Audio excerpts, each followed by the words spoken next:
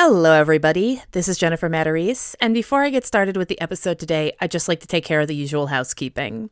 For starters, paid requests are now reopened. If you're interested in submitting a disaster request, please double-check the list of requests I most recently posted to the podcast's Facebook and Tumblr accounts to make sure your request has not already been made. Also, please look through past episodes to verify I haven't already covered the disaster in question. To submit a request, you can send a donation of $30 or more to the podcast PayPal at disasteraria@mail.com, on Venmo at Disaster Area Podcast, or on Cash App at Disaster Area Pod. Just add the name of the disaster to the notes on your donation. If you have an idea for an episode subject, but you're not sure if it qualifies, feel free to message me and I can approve one way or another. The subject from this particular episode was chosen by Eric, and I'd like to thank them for the request and for the donation and for being patient with me for taking so long to get the last two parts of the series out. Now, if you'd still like to help support the podcast in another way, you can do so with a one-time donation through PayPal, Venmo, or Cash App, and on a per-episode basis through Patreon at www.patreon.com/disasterareapodcast. A per-episode donation of even as little as $1 an episode can help me do things like pay the rent and keep the lights on. And if you do join the Patreon, you'll get new episodes ad-free as soon as I record them, rather than waiting until they are released on the main feed. So if you do become a patron, I would very much appreciate it. You can also follow the podcast on Facebook at Disaster Area Podcast, on Instagram at Disaster Area Pod, and on Tumblr at Disaster Area podcast. Also, please think about rating and reviewing the podcast wherever you might listen to us, whether it be Apple Podcasts, Audible, Spotify, whatever. As always, the sources for each new episode can be found at disasterareapodcast.wordpress.com and in the episode description wherever you might be listening to me. The sources for this episode include the books Polio and American History by David M. Oshinsky, and most especially The Cutter Incident by Dr. Paul Offit, who also wrote a similarly named piece for the New England Journal of Medicine. It's actually a really big source, that book, for a lot of the stuff that I'm going to tell you in this episode and in the next one.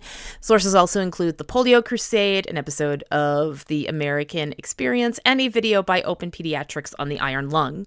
And before I proceed, I do want to issue a trigger warning yet again for mentions of the use of animals and aborted fetuses in medical experimentation. This does get somewhat graphic still, so I will try to give a heads up before I come to those descriptions. With all of that taken care of, thank you very much for listening, and welcome to Disaster Area.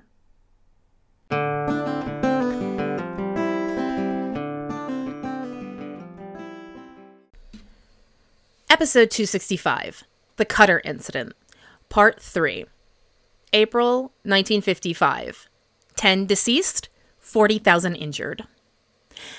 So, now it's time for the investigation portion of this. Exactly where did Cutter Labs go wrong? And who's going to find out about it? We're going to start out with something called the Epidemic Intelligence Service, a group from the Communicable Disease Center led by epidemiologist Alexander Langmuir, whom I mentioned earlier. Now, Alexander Langmuir came up with this group, as I believe, through the Communicable Disease Center, which is now the Centers for Disease Control. The Epidemic Intelligence Service came up in the years following World War II because, if there were any sort of biological warfare going on or anything like that, Alexander Langmuir and these people from the Communicable Disease Center could investigate it and kind of find where it's coming from, that sort of thing, and how to fight it. They go to work to investigate the cases of paralysis in those who'd received the Cutter vaccine. Now, Cutter Labs had put out 8 production pools, 2 of which created 10 times as many resulting paralysis cases as the average in their 6 other lots. Those lots were numbered 19764 and 19468, the latter of which was the one injected in Idaho's 1st and 2nd graders. The 2 lots produced the 51 paralyzed kids, as well as the 5 deaths. In fact, it would turn out that given the results of the Cutter vaccine rollout, kids would have had a better chance of getting and surviving polio if they'd just gotten it from the local swimming hole, like every summer, and not from the Cutter vaccine. Somehow, Cutter Labs managed to produce a polio vaccine that was more dangerous than actually getting polio. So how'd they pull that off? Well, there were 3 different types of poliovirus in the vaccine. Type 1, which was also referred to as the Mahoney strain due to its isolation in a child from the Mahoney family in Akron, Ohio. Type 2, which was the MEF1 strain from an adult serving in Cairo in World War II. And Type 3 from child victim James Sarkett. The latter 2 were problems, but the Mahoney strain was an entire algebra book of problems. It accounted for about 80% of all polio infections. Now, when I say 80%, that wasn't the Mahoney strain specifically. That was type 1. But the Mahoney strain being type 1, that's an issue. The vaccine, needed to have type 1, type 2, and type 3 in it. They could have used any type 1 they wanted. And there were other strains aside from the one that was the Mahoney strain. Type 1 turned out to be that particularly tough nut to crack. Injecting the poliovirus into the brain and spinal cords of monkeys was almost guaranteed to induce paralysis in those animals. You're basically going right to the source and just jabbing that virus in there, and that is going to make them paralyzed almost immediately. That's you're going, like I said, right to the source. But injecting the virus into their muscles cut down transmission significantly, which was a good thing since that's where kids would be getting their shots, in their arms or legs. So type 1 was hard, but if you inject it straight into the source, you have problems. You get this paralysis. You inject it into muscle and it has a chance to diffuse somewhat. I guess. This is the best description of what we're looking at here. But the Mahoney strain could paralyze the being receiving an injection into the muscle, and it appeared like that happened no matter how much you diluted it with salt water or how many times. The problem was that the Mahoney strain was the cause of 4 out of 5 polio infections. It was one thing if it was an absolute rarity, but instead it was the strongest foe they needed to face. Albert Sabin would later testify before Congress that using the Mahoney strain in the Salk vaccine was maybe not the best decision. His precise words were, quote, "No vaccine should be made with this dangerous virus in it." It is really hard to argue that when you look at the Mahoney strain, because it is terrible. Type 1 is bad. The type 1 polio virus is bad, but this particular strain of it was really bad. Jonas Salk faced down the problem of the Mahoney strain by trying a different approach, treating it with formaldehyde. Remember last episode I mentioned formaldehyde? Well, I know what you're all doing right now. You're saying, or more aptly yelping, formaldehyde? It's in car exhausts, construction materials, preservatives. They treat bodies with it in funeral homes, and they're using it in a drug they're putting in our bodies? But the formaldehyde used in Salk's vaccine is a lot like the dishwashing soap you have next to your sink. Do you get it on all of your dishes, the ones that your food have been and will be going on? Yes. Do you scrub at your dishes with it until they're clean as a whistle? Yes. Do you taste the distinct flavor of soapy green apple every time you chow down on macaroni and cheese off those plates? Not if you're doing everything right. The formaldehyde in Salk's vaccine was a treatment, nothing more.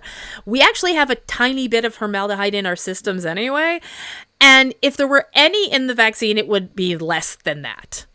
But there wouldn't be, because that's not how any of this works. It's essentially a good scrub over the kitchen sink, so you really only should have a problem if you taste soapy green apple after your vaccine injection. I'm mixing my metaphors. If you do, it's probably not formaldehyde in that needle. But in the end, the presence of formaldehyde wasn't going to be the issue. It was going to be that the virus that the formaldehyde was supposed to neutralize wasn't working. The vaccine that Salk administered at the D.T. Watson home had been treated in formaldehyde for 10 days, just long enough to neutralize the lesser strains as well as type 1, with a couple of extra days added for good measure.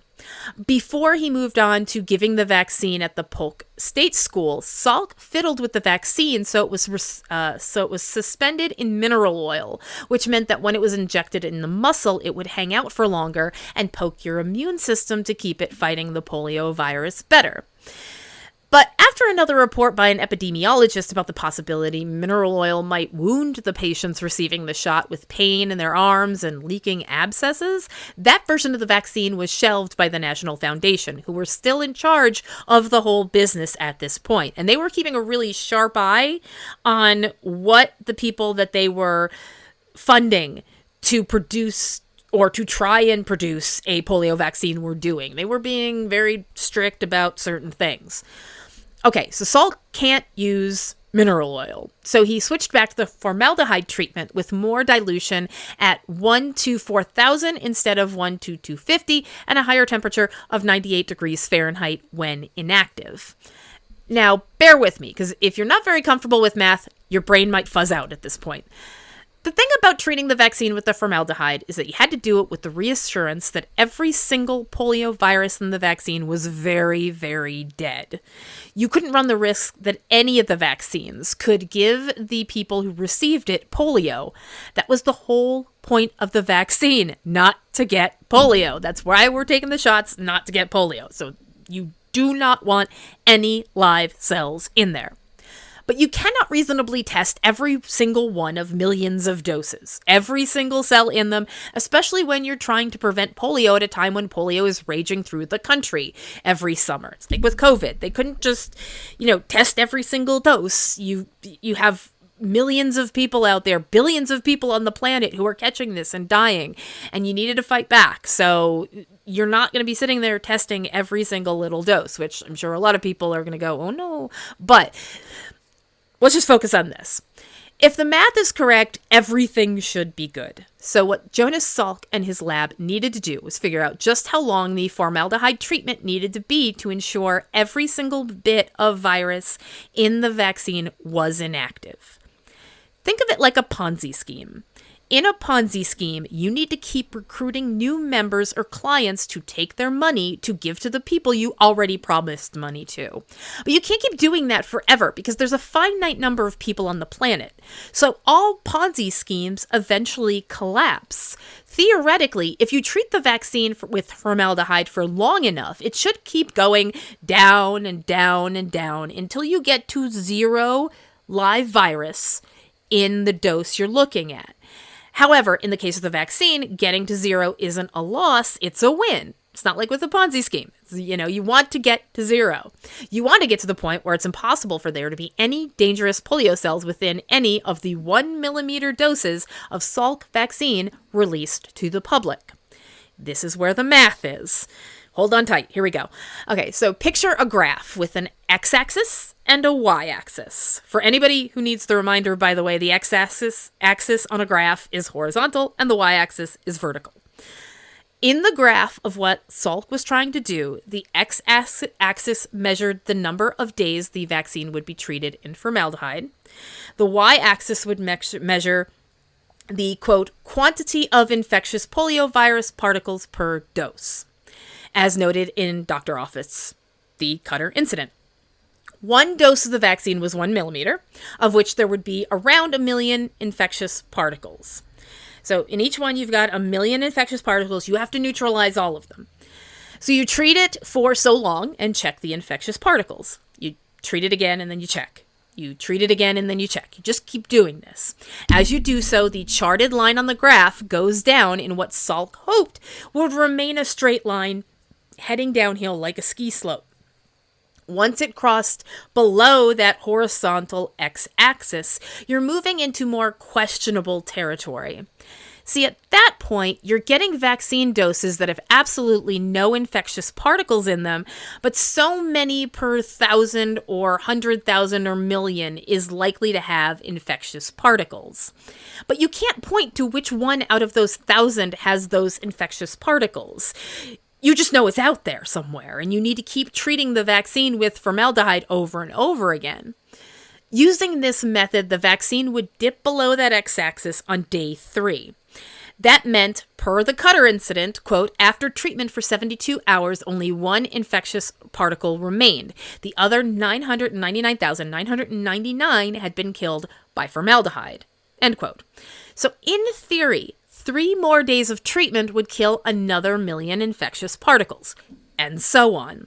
By the time you get to the 9th day of treatment with formaldehyde, there is only one infectious virus in 1 trillion doses, and the Ponzi scheme collapses.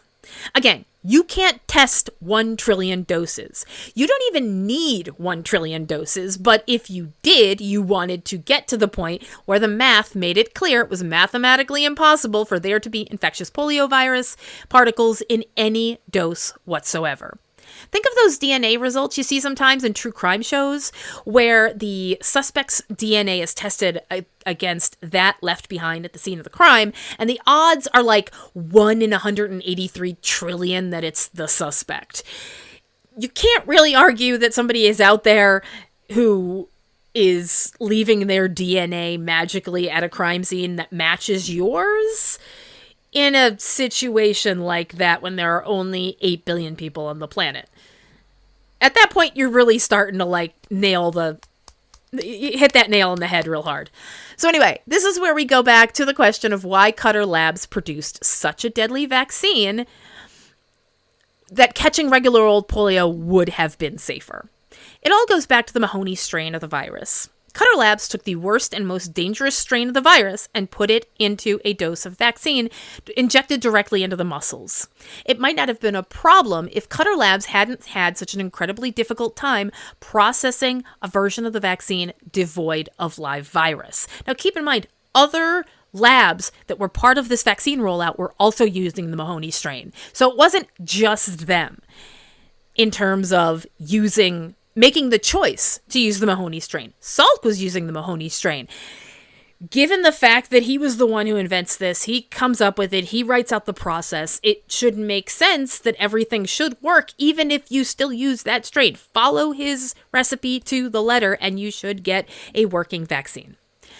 A 1957 study by Idaho orthopedic surgeon Manly Shaw of 435 Idaho school children deduced that 1/3 of the kids there who'd gotten the vaccine had developed what was called abortive polio.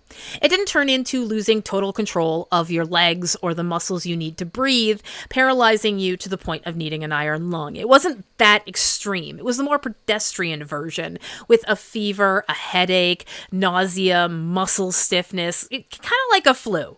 It felt a little more like that. That's what these kids were catching when they caught abortive polio. It was the regular one, the one that most people usually got.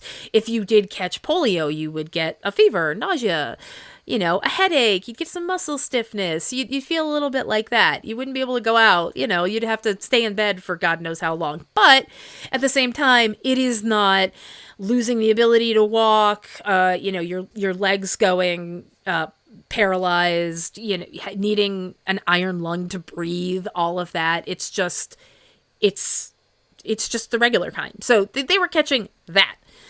The thing is, if you got infected by regular old polio the natural way, if you and your buddies caught it after going to the pool in the summertime, maybe, then you ran a 1 in 3 risk of getting abortive polio anyway.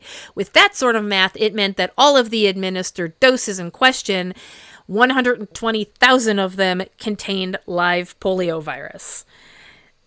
Now, let's go back to that meeting where William Workman and a bunch of other folks in charge decided that the companies putting out the vaccine couldn't ignore a batch that failed their tests.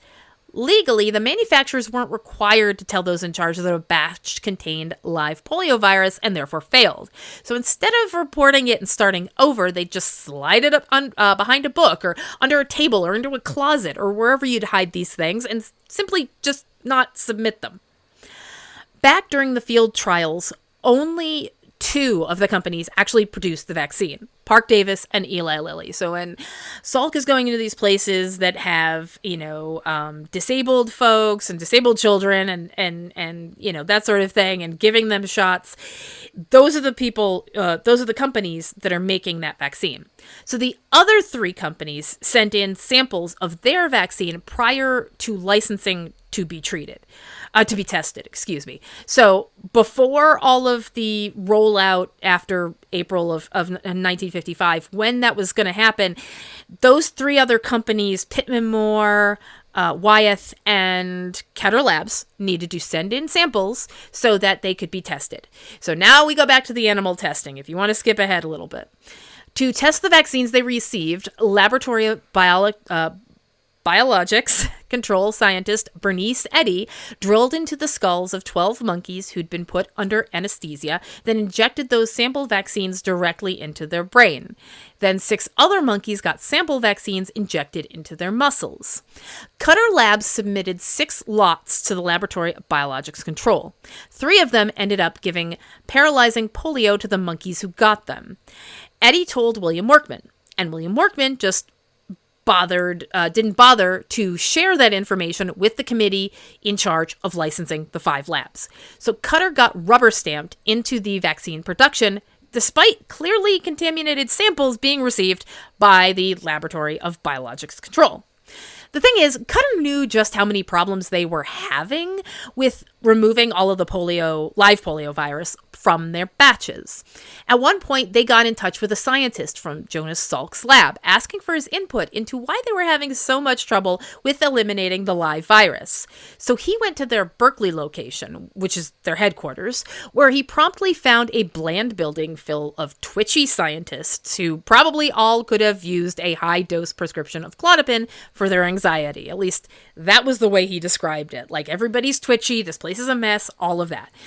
Their math wasn't working out like Salk's. They were growing live polio virus in the same rooms where they were making the vaccine.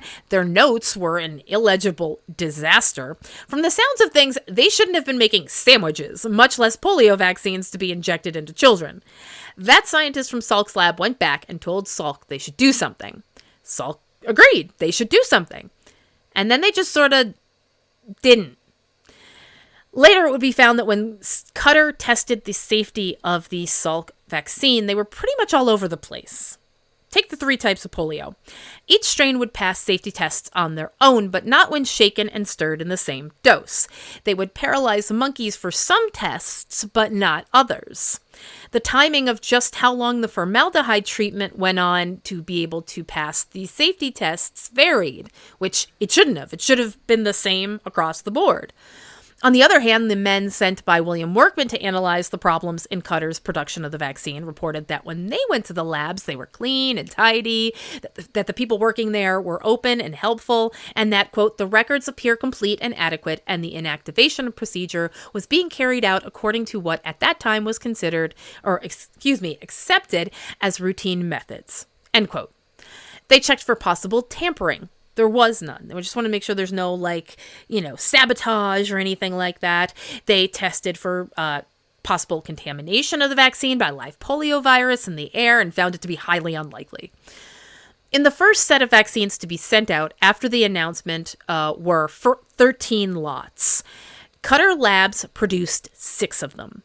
A week later, they delivered another 3, presumably ready to go out into the world and directly into the arms and legs of American kids.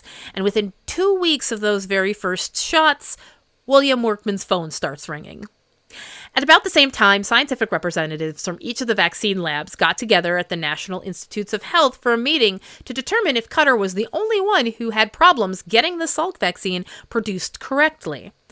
Turned out not so much. The representatives sent by both Wyeth and Eli Lilly confirmed they both had varying results when safety testing the vaccine. Different types of safety tests resulted in different levels of failure, with something like the larger scale bottle technique of safety testing leading to half of the 12 lots Wyeth tested at the start of 1954 failing, even though 4 of them still passed tissue culture tests. The bottle technique of safety testing was testing larger lots in a bigger bottle. So more of it all together, and it was more sensitive that way. And so that's why they're doing these little tissue sample tests, and it's not catching all of the ones that still have live virus in it. Meanwhile, the Park Davis representative shared that the strict downward sloping line of that geometric graph showing that longer formaldehyde treatments resulted in fewer live virus left in the vaccine Didn't quite work that way. In their experience, the numbers began to curve upward again at a certain point. So you couldn't just treat it with formaldehyde over and over again until you fried the hell out of it. You needed to find the right amount of time, not to mention the right amount of vaccine. Too large a lot, and the virus within the vaccine wasn't getting inactivated as well. The virus within the vaccines was supposed to be dead, exposed as they were to formaldehyde. But in the two tainted production pools from Qatar, cell debris kept the formaldehyde from getting the appropriate amount of contact with the polio virus.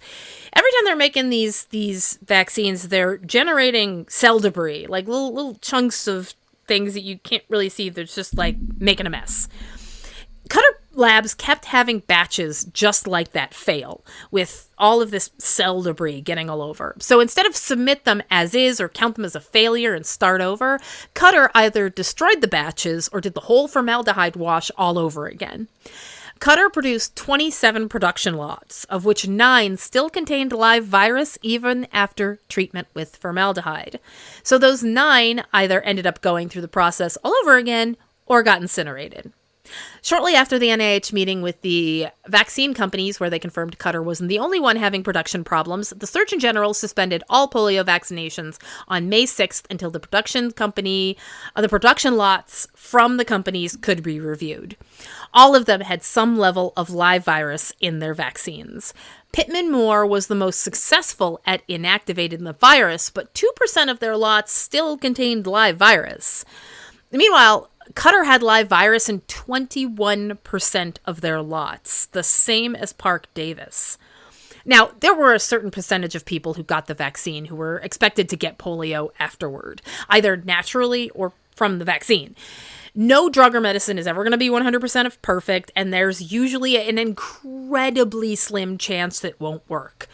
The math for the vaccine worked out to around 1 or 2 cases of polio per 150 to 200,000 doses of the vaccine. And keep in mind, when we're talking about catching a dose of, catching polio in this particular instance, you already may have fought some of it with your immune system because of that vaccine, and so you may end up having a lesser case of polio. One of those abortive polio instances. For example, now you have Eli Lilly's 2.5 million doses were statistically projected to end up with 24 people still getting polio. That is a lot, but then again, that's 2.5 million doses. And we're not talking about serious cases of polio. Guaranteed. That could just be a regular, like a abortive case of polio where you have fever and nausea and a headache and you lie in bed for a few days. Like, that's what we're talking about, probably. It ended up being 29, which is not that far off given the number of doses. Not so much to be a concern. So too were Pittman-Moore and Park Davis's vaccine stats. Both had 2 cases of polio reported following administering the vaccine, which was on point with the statistical expectations given the amounts of vaccine that they generated. It was somewhere like 400 to 800,000 vaccines for both of them, and they only had 2 people catch 2 cases of polio for each of them.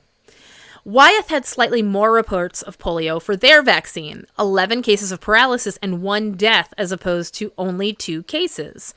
These specifically were related to Lot 236, administered in mid-Atlantic states like Pennsylvania, Maryland, and Delaware.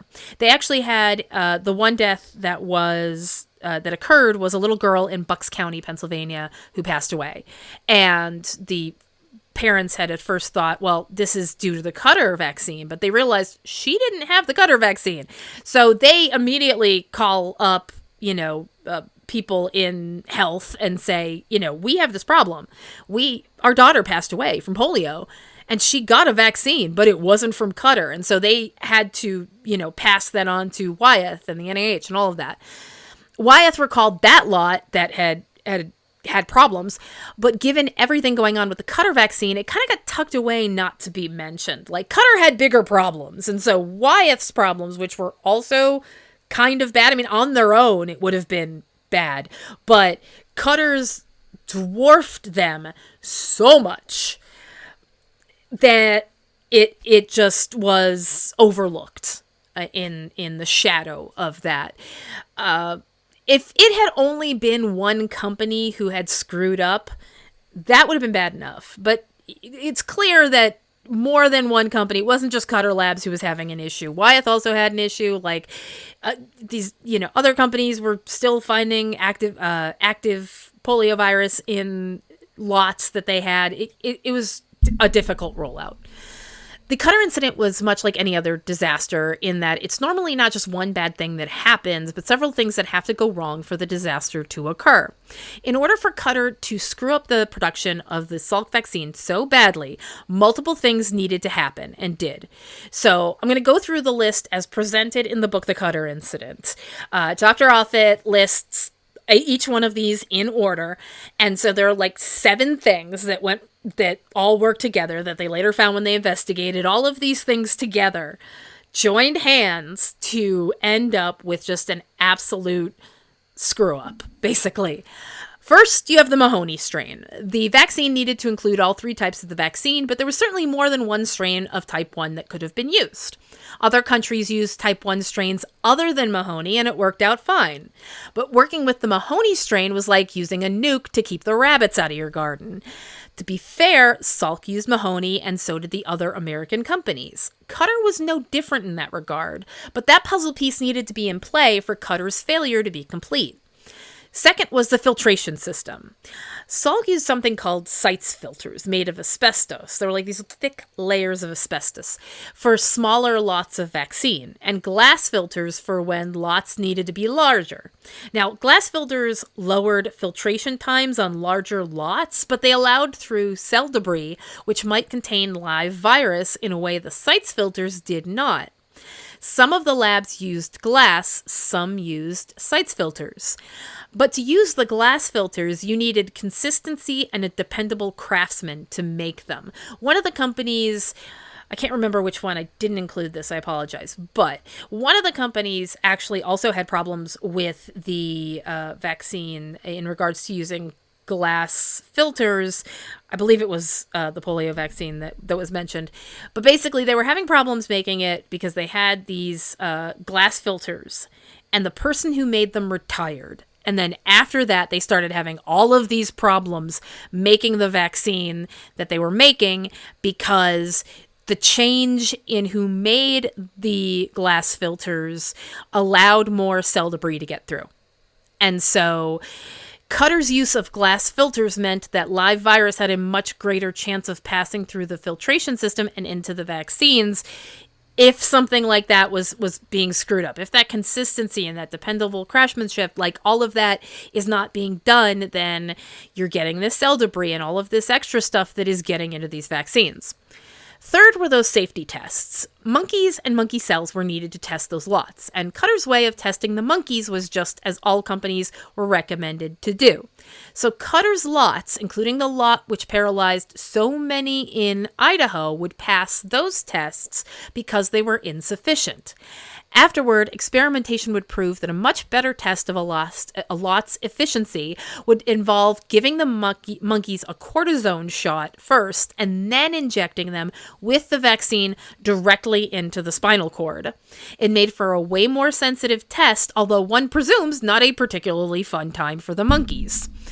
Fourth was the time between the filtration of the vaccine and the time it was treated with formaldehyde. Salk left it in the fridge for a couple of days before the formaldehyde treatment. Just a couple of days, that's it. Cutter would put it in the fridge and then, forget about it. You know how sometimes you buy ingredients to make homemade chicken soup and you put them in your fridge and then life happens and when you go back to check, the chicken is bad and the celery is limp? It was like that, but with life-saving medicine. Sometimes it would be entire months or multiple months between the filtration of the vaccine and the time Cutter finally got around to treating them with formaldehyde.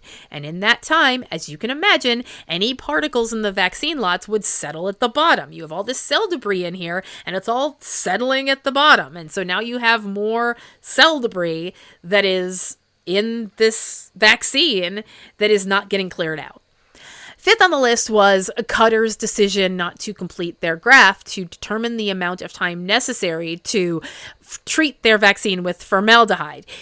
Salk told you how to do the graft. He didn't like do it for you. You had to do it on your own to verify that what you were doing was correct. That graph helped determine when live virus was first removed from the vaccine, along with the extra days needed to guarantee it was clean. But Cutter didn't do that. In fact, when they were in the process of testing the lot that infected the kids in Idaho, there were nearly 2.5 times more infectious virus particles in their vaccine after 28 hours than there were after 16 hours. So they're cleaning their lots and they're treating them with formaldehyde over and over and over again. And at a certain point, the number of live virus in this vaccine goes from nothing and it starts going up. So yeah, they had to kind of find the middle ground where they stop, and they didn't do that. Then there was number 6 on the list. Cutter knew it was having problems producing the vaccine. They weren't naive on that count. But at that point, they didn't do the very first thing they should have done, which is call Jonas Salk or the National Foundation or any of the other labs and say, so you guys got any tips on where we might be going wrong? There was no contacting anyone to raise a red flag and say that they needed assistance. They just kept going. Granted, they did call that one guy from the Salk lab and say, hey, can you help us out here? They did call that one guy, but nothing came from it.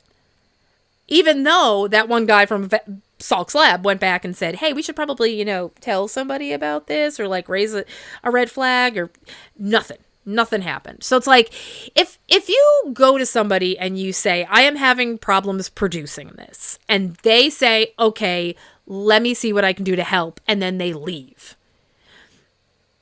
maybe call somebody else.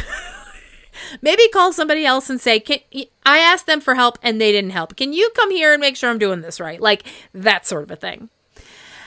And that was related to the 7th problem listed in the Cutter incident. They never called the government either. It's one thing to get in touch with other people working on polio and the vaccine, but it's another thing entirely not to contact the government agency in charge of handling the vaccine rollout to tell them they were having problems. The government's rules on consistently testing the vaccine were somewhat looser than the foundation's was. Remember when I mentioned that before? The foundation had these very strict rules. Well, the government didn't. I mean, they had rules, but not as stringent as the National Foundation did. And perhaps if they had known, they might have been able to tighten those rules for everyone doing this in response. The government could have changed what they were doing if they realized, hey, Cutter's having a problem. Let's check in on the other one, see if they're having a problem. Let's make sure that these are all getting made right. But nobody did anything like that. The closest you come is like, you have Bernice Eddy checking these, and she goes to William Workman, and nothing happens. And then you have Cutter Labs saying, can you come and help us? And then nothing happens. And then he goes back and tells Salk, nothing happens. And it keeps, it keeps coming up. There's a couple of times where it could have come up. Somebody could have said something. Somebody could have stepped up. And in this particular instance, you have, Bernice Eddy, who probably in this instance was the one who did the right thing the right way. Well, I mean, she told her boss. She went and told her boss, hey, I found all these problems with Cutter's vaccine. We need to do something about that. And he said, okay. And then he didn't do anything. In the case of the scientist with Salk's lab, who went to him and said, hey, Cutter's having problems. Somebody should have said something. But, the guy told Salk, and Salk didn't do anything. Nobody called the government or contacted Cutter back or anything like that. It just kept getting stopped. Like the 2 times where it really was a time that somebody should have, blown an air horn or hit an alarm or something, it just stopped. And in the case, for example, with Bernice Eddy, she told her boss, going over his head to check and see if maybe he had told somebody else. That her job stops there. And I would argue that the same should probably go for the person from Salk's lab. He told Salk. Salk should be able to kind of go and figure out what's going on here. And that didn't happen. You'd think that after a disaster that left 10 people dead and thousands with some sort of paralysis or other damage, Cutter Labs would at the very least fire a bunch of people. But they didn't.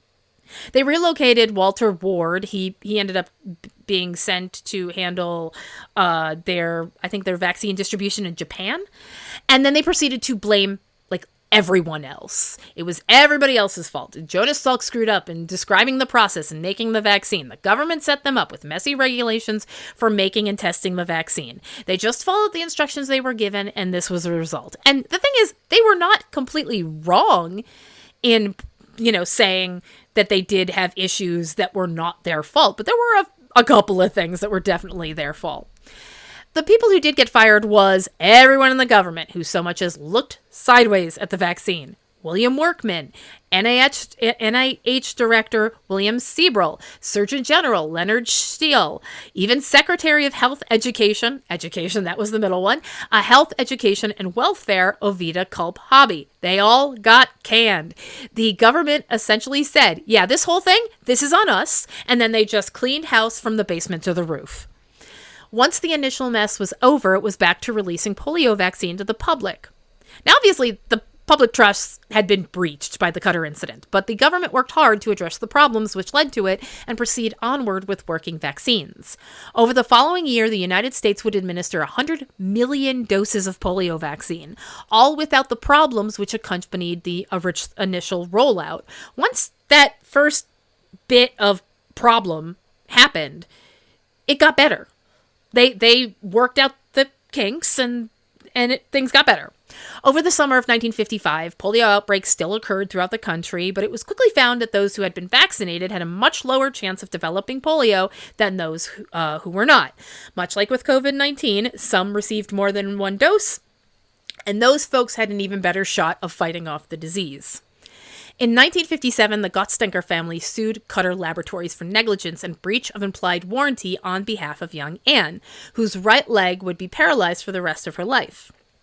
The Gottsdenker family was represented by Melvin Belli, whose name might sound familiar to any of you who watched Zodiac or are into true crime. Belli, a big-name lawyer who also acted in a few movies and TV shows like Star Trek, received several messages from the Zodiac Killer and was played in the movie Zodiac by Brian Cox, later of Succession. So he's this big, flashy lawyer. He represented, I think he represented Jack Ruby. He represented a bunch of people who, oh, by the way, if you are younger or you're from another country, not sure who Jack Ruby is. Jack Ruby is the man who he owned, I believe, a strip club or something along those lines, in Dallas, and he showed up in Dallas after the assassination of JFK and shot and killed Lee Harvey Oswald. So he was represented at trial by Melvin Belli. That's the kind of guy that, or the kind of person, the kind of criminal or somebody who's charged, that's the kind of people that he represented. He wanted to get his name out there. And so he represents the Gottsdenker family against Cutter Labs. Wyeth, Park Davis, and Eli Lilly also faced lawsuits, but they settled, while Cutter Labs was looking at 60 different lawsuits, including the one by the Gottsdenkers, who were the first to go to trial. One thing the Gottsdenkers had going for them was that Jonas Salk was on their side. To say he was livid that Cutter Labs screwed up his vaccine so badly would be an understatement. The other 4 labs didn't have such a colossal disaster on their hands, he said, but they'd certainly had their own problems following Salk's process for producing the vaccine, so he probably should have saved at least a little anger for the other labs as well. Because all the laboratories involved in producing the vaccine had difficulties killing the virus, Cutter was found not guilty of negligence against the Gottsdenkers. But there was clear guilt in the fact shipments of their vaccine gave polio to thousands of people, and for that they were found guilty on the breach of implied warranty charge. Basically, it's not your fault for making your cake with spoiled eggs, but it is your fault for passing it out to the class and it making everybody sick. You didn't know that what you were doing was going to make people sick, but you did, and now you have to pay. Cutter Labs ended up paying claims against the company totaling $12 million, including $120,000 for the Gottsdenkers. Now, you'd think this would be a company-ending scandal, but not so much. A few years later, Cutter whipped up an analgesic painkiller that they didn't have the funds to properly market, so they licensed it to Bristol Myers, who sold it as Excedrin, which is certainly one way to get enough royalty money to keep your business afloat. At first, this was a precedent used to sue pharmaceutical companies, but not over vaccines. Like, the precedent that was set in the Gottstunker trial, that was used to go out and sue pharmaceutical companies when something would go wrong like this. That changed in the 80s when American pharmaceutical companies were sued over possible harm from the pertussis vaccine, despite multiple studies showing that there was no harm from the vaccine. But labs were spooked enough that nearly all of them stopped making the Tdap vaccine, and the ones that did increased the prices on their product to offset their liability insurance. So I think one of the prices that was quoted in the book was something like, it went from like 11 cents a vial or like a dose to $11 a dose of vaccine, which that's huge. And that was all to cover for things like the sort of insurance that you needed to get to make sure that if you get sued that you can pay the people that you harmed or that are suing you. In 1986, the National Vaccine Injury Compensation Program started in an effort to keep pharmaceutical companies in the business of making vaccines. The program would handle compensating victims while the companies focused on making vaccines rather than fighting lawsuits. But that's not made easy when the program is overwhelmed by, say, lawsuits alleging thimerosal in vaccines, I always screw up on that word, which was removed from vaccine production 25 years ago, cause autism. Regardless of how you feel about vaccines, that is a problem that affects our ability as patients and consumers to obtain necessary medications. If these companies are too busy worrying about whether or not they're going to get sued, they can't make the medications that we need to survive, like insulin and EpiPens and things like that. They need to make them. Now, again, we could talk about Big Pharma until we're blue in the face, but this is basically separating the two parts of producing these vaccines. If there is a problem, the National Vaccine Injury Compensation Program is the one that will handle those sorts of things. Then there's the issue of how you pay to cover the settlements for those lawsuits as a company or the insurance that'll do it for you. A good number of vaccine-producing companies jacked up the prices of their vaccines to cover the insurance, other sorts of things like that. And if you just, stopped producing vaccines, why would you keep producing something that you might get sued over? So they stopped. According to the Cutter incident, which was published in 2005, there were at that time over 250 people monitoring the regulation of vaccine production at the Food and Drug Administration.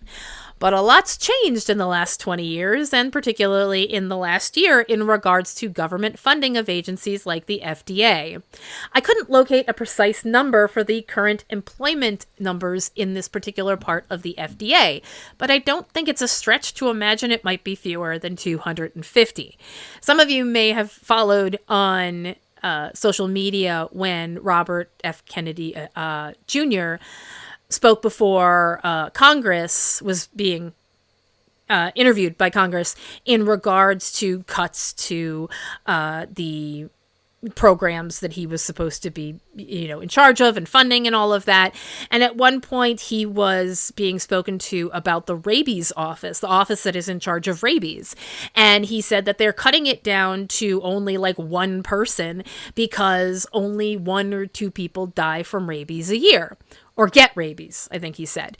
Well, there's a reason for that, because that office has a lot of people in it and makes sure that there's testing for rabies and that there's rabies antitoxin available and that people who do catch it have the shots that they need and the care that they need. Like, that's the reason that you have so many people working in an office like that. You don't cut the number of people down because fewer people are not getting it. The reason that fewer people are not getting it is because so many people in that office are there working on that every year. So in terms of that sort of thing, the person who was questioning Robert F. Kennedy Jr. about what that particular, those particular cuts were going to do, I believe it was Reverend Warnock from Georgia, but he was questioning him on that, and I think it was, and he throws that out there and he said, yeah, but then the reason it's that low is because of that. He basically said the same thing, and it just right over RFK Jr.'s head. Obviously, there's a change in who's still producing vaccines. The Cutter incident was released 15 years before the COVID-19 pandemic, and we all know the names of the pharmaceutical companies that ended up on our vaccine cards. And they are all different from the ones that were producing the polio vaccine that have been mentioned in this podcast. Albert Sabin's polio vaccine would be available within a decade of Jonas Salk's. It still contained the polio virus, live polio virus, but instead of getting an injection, you just knocked back a little paper cup of medicine. The United States actually switched over to Sabin's vaccine instead of Salk's in 1962, but switched back nearly 20 years later. Between the vaccines of both Salk and Sabin, 400 million doses of the polio vaccine were given to the American public in the decade following that first day Jonas Salk walked into the home, a home for kids who probably shouldn't have been used as test subjects, and tested them anyway. Jonas Salk would receive the Congressional Gold Medal in 1955, and 22 years later, President Jimmy Carter would present him with the Presidential Medal of Freedom, which I'm sure had Albert Sabin grumbling into his Frosted Flakes over the morning newspaper. Polio was declared eliminated in the United States in 1994. I believe in Wytheville, West Virginia, which I mentioned in the first episode, had an outbreak there. And there has been a push to get it eradicated globally over the past 3 decades. Today, it is only spreading in the wild in 2 countries, Pakistan and Afghanistan, to the point where the rare occasions where recipients get polio from the oral vaccine have outnumbered the number of wild polio cases in some recent years. From its inception until 1962, the March of Dimes raised $630 million for the fight against polio. Only $70 million of that went towards the development of a vaccine. The rest went toward what was essentially universal health care for polio victims, training medical staff, paying the medical bills for people who got polio, whipping together emergency clinics as soon as a polio epidemic popped up. If you caught polio back then, during the time that the March of Dimes was raising money and all of that, they would bring stuff to you. They would bring all of the stuff that you need. They would get you the iron lung. They'd get you the braces and things that you needed, all of that. They'd bring you the medical staff, the nurses, the doctors. They would get you everything that you needed, and you weren't paying for that. That was them. That was on them to take care of that medical care. These days, the March of Dimes continues to raise money, although now they focus their fundraising on supporting pregnant folks and their kids. Their home webpage is currently updating with contestations of decisions made by the current presidential administration, which put the health of pregnant people and children at risk, including the dialing back of COVID necessity for those groups.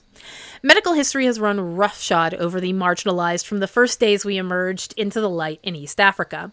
We are a species both curious and cruel who will hand our housemate the milk carton and say, "Smell that and see if it smells bad."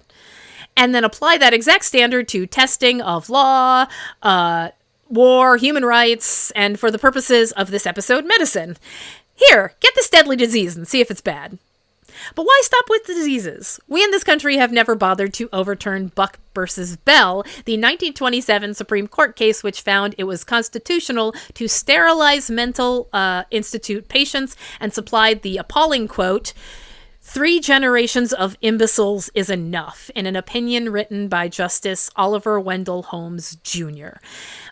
Just for a quick summation in regards to that particular case, Buck was Carrie Buck, who was a woman who, as far as I understand it, depending on the people who spoke about her, described her as either a little bit learning disabled, or maybe seriously learning disabled, or just average, perfectly average. Well, her family was described as also being, a learning disabled, something along those lines, and that wasn't really anything.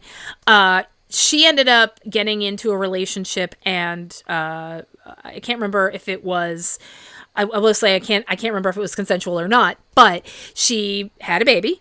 And at that particular time, that's when the possibility of sterilizing her came up. And that's when Oliver Wendell Holmes Jr. writes 3 generations of imbeciles is enough, which is, it's crass enough all on its own. But the fact is that that particular family was not a family of imbeciles, as he described it.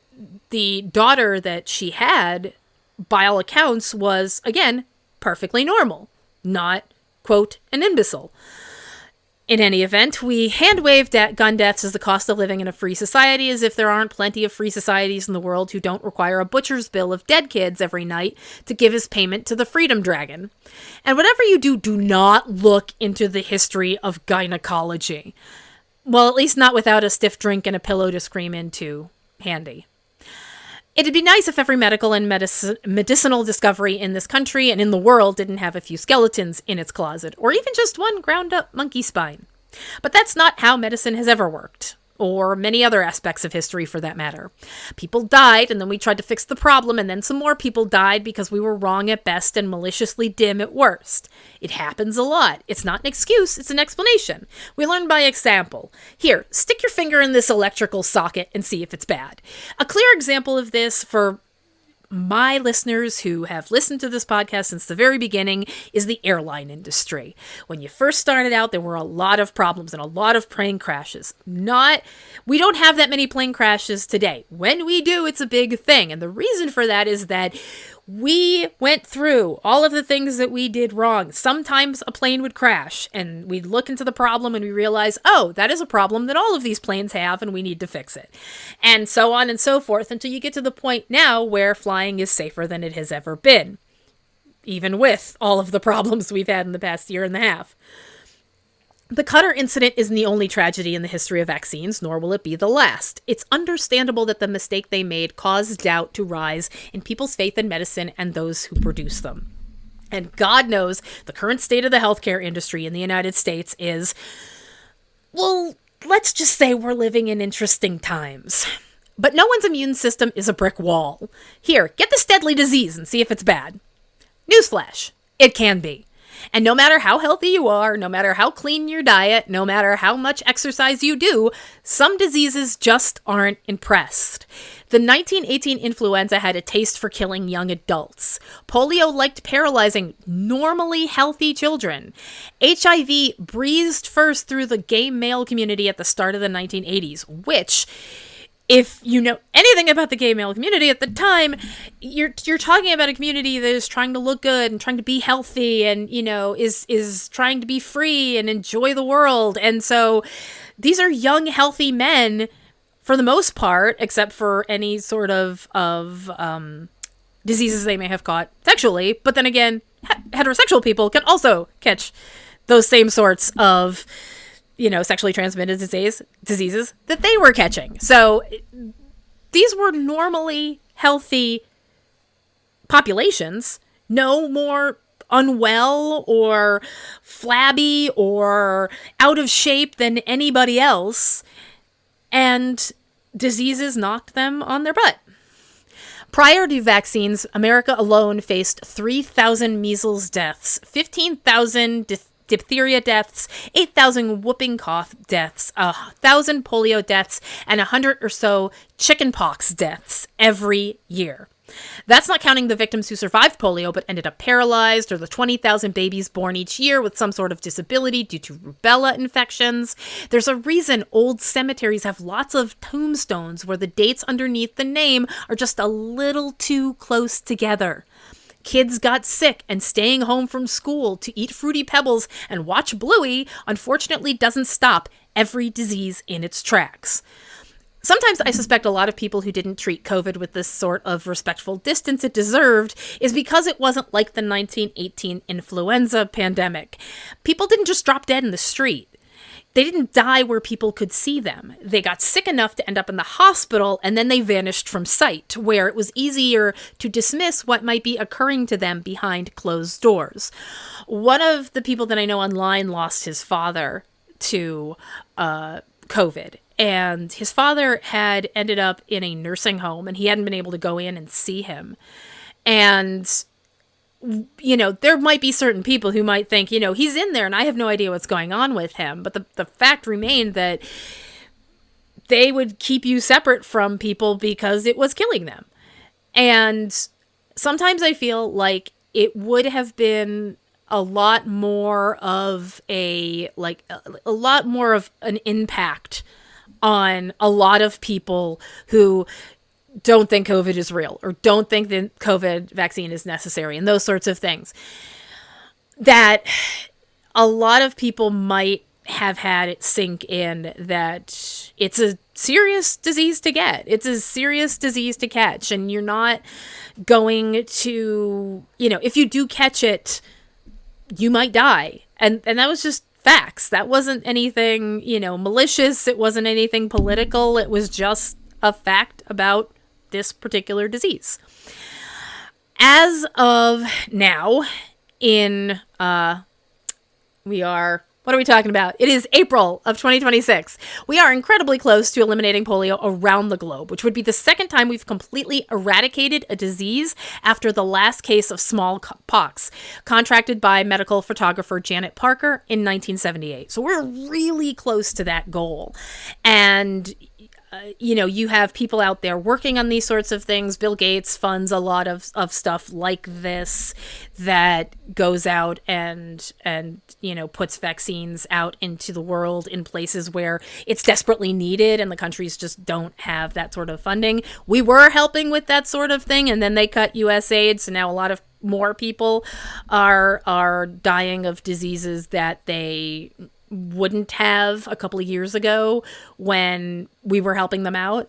And yeah, it's a lot. It's a lot. In regards to this, it's one of those things where it's completely understandable that a virus might not be as serious as you think it is and all of that. But you can't guarantee anything in this world. You can't guarantee anything when it comes to viruses and if they're going to change and if it's going to hit you harder than it hit somebody else. Like, I had it twice, and while both times were terrible, both times were worse than the worst flu that I have ever had. And the worst flu that I have ever had knocked me out for 2 straight days. When I say knocked me out, I don't mean like I was in bed for 2 straight days. I mean that I was unconscious for 2 straight days. I woke up or came out of a coma or whatever the hell was wrong with me 2 days after I closed my eyes. I got sick, really, really badly sick. And I was like, okay, you know what? I'm going to go to bed and I'm going to sleep this off and I will be fine. It is just the flu. And then I woke up and it was 48 hours later. I thought I had just taken a short nap. I looked around. I was like, oh, the sun's still out. This is fine. And then I looked at my phone and the day had changed. I was lucky. At the time, I still had Otis. I still had my cat. I did not have Professor. I don't know what Professor would have done if I was out for 2 straight days. Otis had water and food and litter that I had just cleaned before I went to bed. I was like, I'll clean this. I won't have to worry about it. And then I woke up and, he's fed and he's watered, but he's looking at me like, Mom, you're finally waking up? That is the most amazing sleep I have ever seen anyone do. And as a cat, I want to do it. How do I do that?